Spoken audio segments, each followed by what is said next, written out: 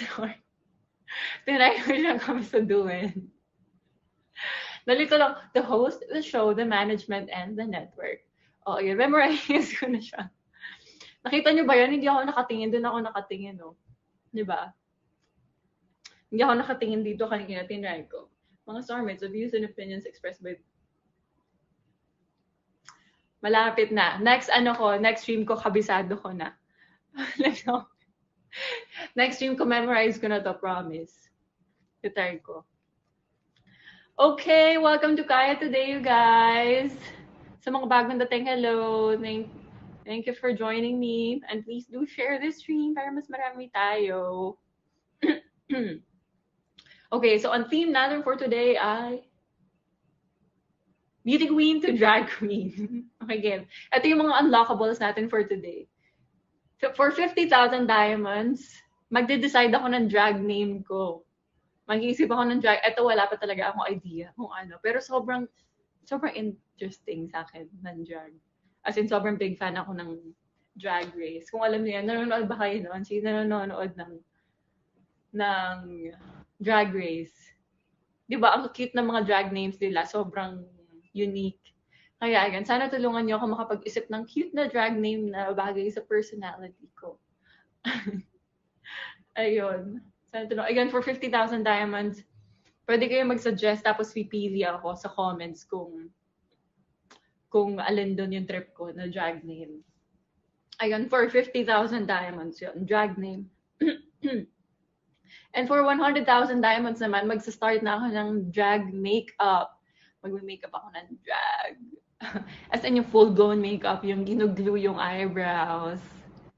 Para mataas ko yung eyebrows ko. Andito na yung eyebrows ko. Ayun, tawag dito. Basta yun yung gagawin ko, yung full drag makeup talaga. Tatry ko. Pero feeling ko naman, kaya naman natin ma-achieve yun today. Basta tulungan niyo ako. And for 200,000 diamonds naman, magbibihis na ako as a drag queen, mag-dress up na ako. Meron din akong mga dinalang damit dito na nakaka-drag queen, na draggy. Ayun. For 200,000 diamonds, magbibihis na ako. Nambaran drag queen. And for 300,000 diamonds naman, rarampa ako at magpapakilala. Magpapakilala using my drag name na pinili nyo for me. Ayun. Sana naisipan nyo ako ng magandang drag name. Ayun na nga. So for 50,000 drag name, for 100,000 diamonds, drag makeup, for 200,000 diamonds, drag clothing, and for 300,000 diamonds naman, rarampa ako, tapos mag-i-introduce ako sa inyo na parang drag queen talaga. Ayun. Okay, so start muna tayo sa discussion natin. Discussion number 1. Hello, thank you sa mga nagsasend ng gifts. Thank you guys. I love you. Ayun. Pwede kayo mag-send ng isang flying kiss. Kasi mag-start na tayong discussion. Pwede kayong sumali sa discussion kung may alam kayo about drag or kung gusto nila makipag-chikahan. Oh my God. Thank you, Ate Gypsy, sa Malacanang. What? Oh my God. 4 na Malacanang. Gabi naman yun. Ate Gypsy, kaka-start ko lang. Kalma. Hala, seryoso ba yun? Oh my God, thank you, Ate Gypsy. Thank you. Ay, hi, Ate Aileen. I miss you. Laloka ako doon. Akala ko parang medyo nag-lag lang yung kumo. Thank you, Ate Gypsy. Gusto ko itang i-kiss. I could kiss you right now. Thank you so much. Thank you, Ate Gypsy. Hala, grabe naman po siya. Inapura ko tuloy ni Ate Gypsy. Okay, so ano ang gagawin? Grabe naman. Thank you, Gypsy. Grabe siya, oh. Hala, nagulat ako doon. Akala, nag-init ako. Nainitan ako. My God, kanina nilalamig ako eh. Nainitan ako. Thank you. Ayaw kong pahirapan. Na-pressure tuloy ako. Seryoso, nag-init ako. Promise. Ponytail. Ano ng ponytail? Thank you, Ate Gypsy. Oh, grabe, thank you so much. Oh, nawala tuloy ako. Ayun. Tapos, eto pwede kayong mag-send ng isang flying kiss.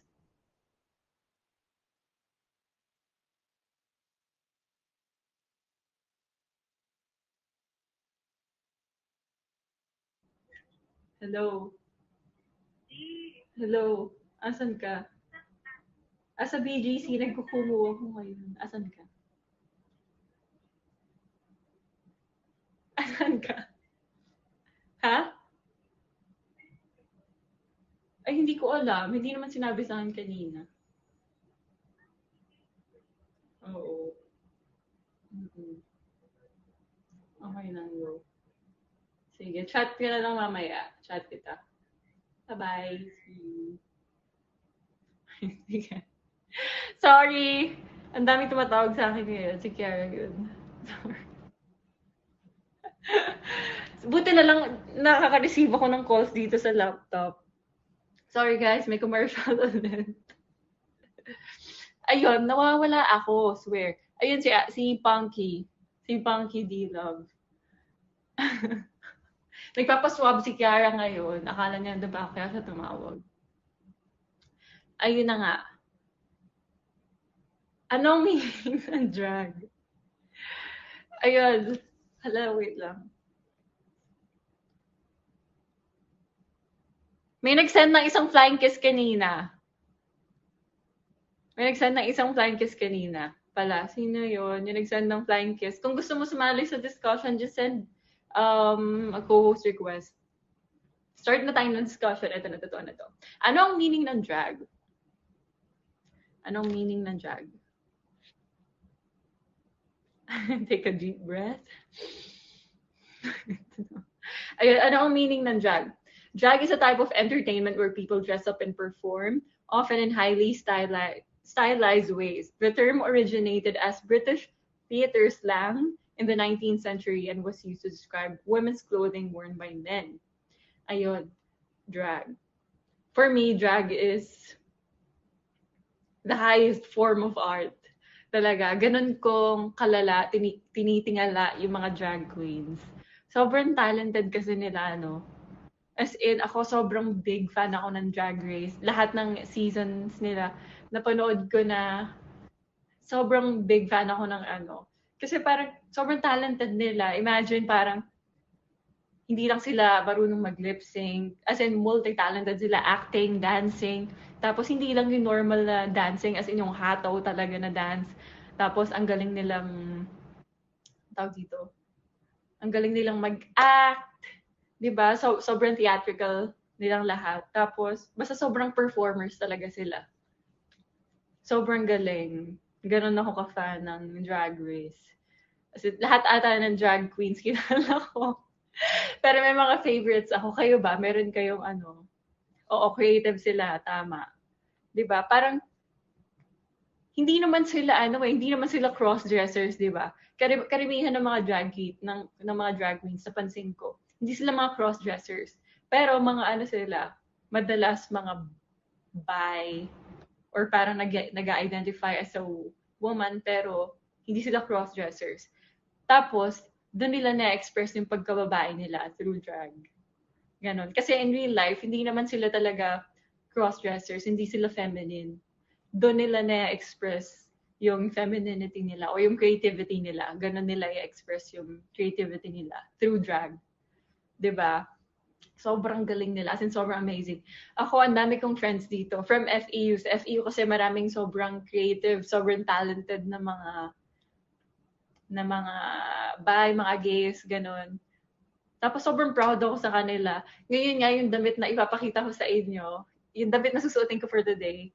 Oo, sa O-Bar. May mga friends ako na nag-work sa O-Bar. Sila Kuya Briggs. Shout out kila Kuya Briggs, sila Kuya Laiji. Sobrang gagaling nila mga drag queens. Yung damit ko isusuot today, galing kay Kuya Briggs yun. Kung kilala niyo yun, sikat siya drag queen, si Brigading Aricheta. Si Briggs Aricheta. Kilala niyo ba sila? Ayun, sobrang galing. Sino favorite ko sa All-Stars? Ang favorite ko sa All-Stars, si Shea Coulee at saka si Miss Cracker. Si Miss Cracker. Oo, di ba? Sobrang daming talented ng mga taga-FEU. As in, ang daming nag-boom ng mga drag queens ngayon. Sabi ko nga, sumali sila ng Drag Race eh. Kasi sobrang talented nila. As in, siguro kung lumaban sila sa RuPaul's Drag Race, mag-shine sila talaga. Sobrang talented nila. Grabe. As in. Okay, next. When and how did you find out about drag? Ako kasi, parang ano na talaga ako sa culture ng... Parang cultured ako sa LGBTQ. Ganon. So parang matagal na akong aware sa mga ganong klase ng forms of expression, forms of art.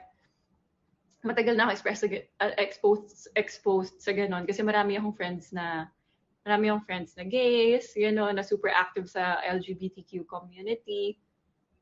At saka, parang sobrang ano kasi ako nun. I'm part of that community, gano'n. Kaya parang sobrang nakaka-proud, gano'n. Tapos sobrang talented pa nila, sobrang creative. Basta try nyo manood kung hindi pa kayo nakakapanood ng Drag Race, ng RuPaul's Drag Race. Manood kayo, sobrang inspiring. Super. Sobrang galing. Panoorin nyo yon. Thank Me Later. Meron yun sa Netflix. Panoorin nyo. Sobrang dami nyo matututunan. At saka parang, pag nakita nyo yung confidence level nila, parang mahahawa kayo. Ganon ka contagious ganon ka huge yung personalities nila. Tapos sobrang unique pa nila, as in iba't iba sila ng character. For example, yung isang drag, for example, ako, drag queen ako. Ang drag style ko, medyo grungy, ganon, medyo gothic. Yung iba naman parang anime, ganon. Kaya iba talaga. Parang ano siya, exaggerated way of expressing your personality. Ganon. Ang sabi, yung sister ko, pinapanood yun na curious ako. Ayun, next week since Christmas break na. Oo, panoorin nyo. Grabe, sobrang... Yes, sashay away. Sashay away. Shantae, you stay. Diba? Shantae, you stay.